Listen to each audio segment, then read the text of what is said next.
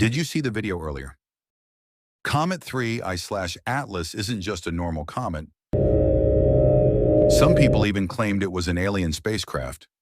The internet went crazy with theories, saying something mysterious was heading toward Earth. But hold on, that's just a hoax. In reality, 3I/Atlas is a rare interstellar object passing through our solar system at incredible speed. It swings by the sun and then disappears back into deep space. And don't worry, it's completely harmless to Earth.